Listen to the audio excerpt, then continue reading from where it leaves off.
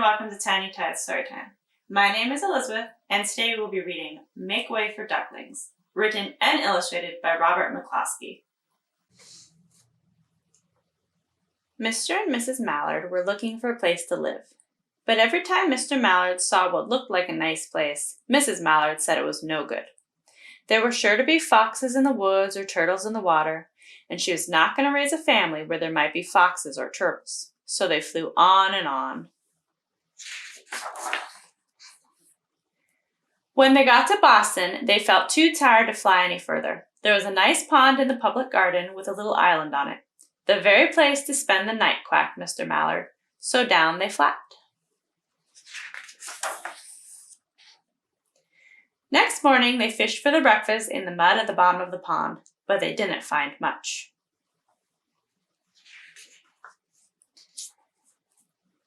Just as they were getting ready to start on their way, a strange, enormous bird came by. It was pushing a boat full of people, and there was a man sitting on its back. "Good morning," quacked Mr. Mallard, being polite. The big bird was too proud to answer, but the people on the boat threw peanuts into the water, so the Mallards followed them all around the pond and got another breakfast, better than the first. "I like this place," said Mrs. Mallard as they climbed out on the bank and waddled along. "Why don't we build a nest and raise our ducklings right in this pond? There are no foxes and no turtles, and the people feed us peanuts. What could be better?" "Good," said Mr. Mallard, delighted that at last Mrs. Mallard had found a place that suited her. But... "Look out!" squawked Mrs. Mallard, all of a dither. "You'll get run over." And when she got her breath, she added, "This is no place for babies, with all these hard things rushing about. We'll have to look somewhere else."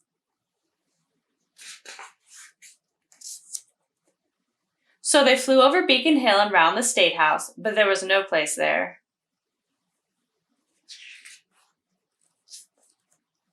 They looked in Louisburg Square, but there was no water to swim in.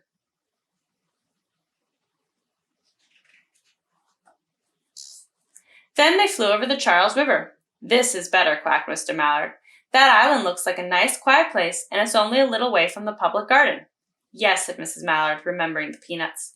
"That looks like just the right place to hatch ducklings."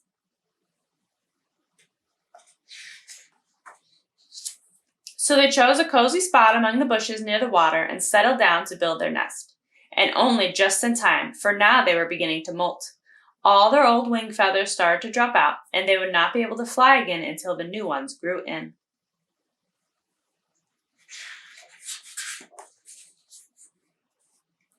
But of course they could swim, and one day they swam over to the park on the riverbank, and there they met a policeman called Michael. Michael fed them peanuts, and after that the Mallards called on Michael every day.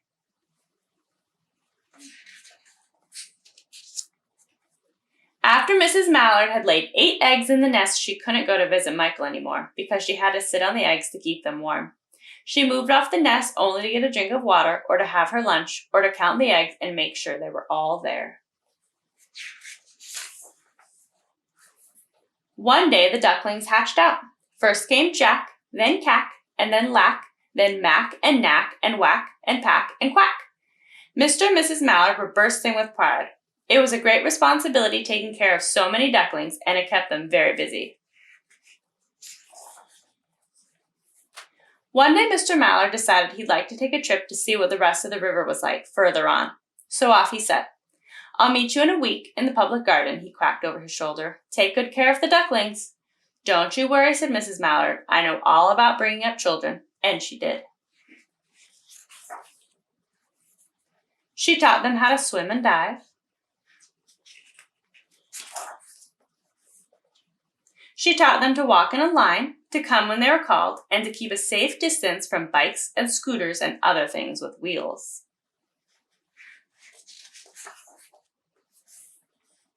When at last she felt perfectly satisfied with them, she said one morning, "Come along, children, follow me." Before you could wink an eyelash, Jack, Cack, Lack, Mack, Knack, Whack, Pack, and Quack fell into line, just as they had been taught. Mrs. Mallard led the way into the water, and they swam behind her to the opposite bank. There they waded ashore and waddled along till they came to the highway. Mrs. Mallard stepped out to cross the road. Honk, honk went the horns on the speeding cars. Quack went Mrs. Mallard as she tumbled back again. Quack, quack, quack, quack went Jack, Cack, Lack, Mack, Knack, Whack, Pack, and Quack, just as loud as their little quackers could quack. The cars kept speeding by and honking, and Mrs. Mallard and the ducklings kept right on quack, quack, quacking. They made such a noise that Michael came running, waving his arms and blowing his whistle.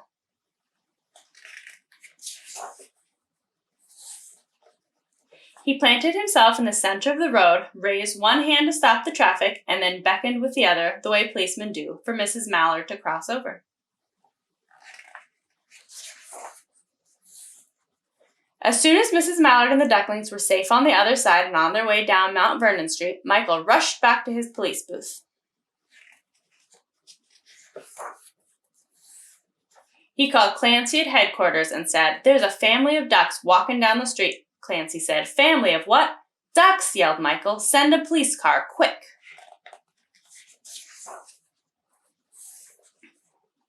Meanwhile, Mrs. Mallard had reached the corner bookshop and turned onto Charles Street, with Jack, Cack, Lack, Mack, Knack, Whack, Pack, and Quack all marching in line behind her.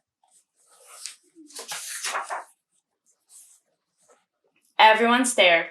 An old lady from Beacon Hill said, "Isn't it amazing?" And the man who swept the street said, "Well now, ain't that nice?" And when Mrs. Mallard heard them, she was so proud she tipped her nose in the air and walked along with an extra swing in her waddle.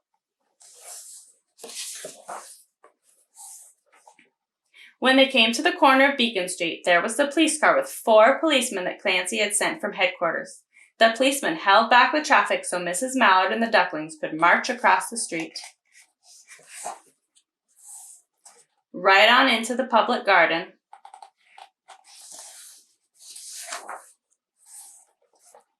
Inside the gate, they all turned round to say thank you to the policeman. The policeman smiled and waved goodbye.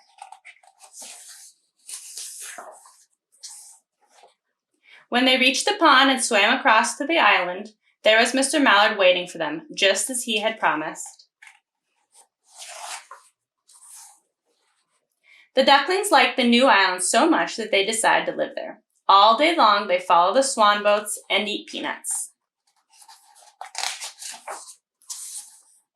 And when night falls, they swim to their little island and go to sleep. Thank you for joining me on today's Tiny Tide Storytime. If you enjoyed our video, please give it a like. And if you wish to continue getting more of our videos, please subscribe to our YouTube channel or follow us on Facebook at the Puget Sound Estuarium.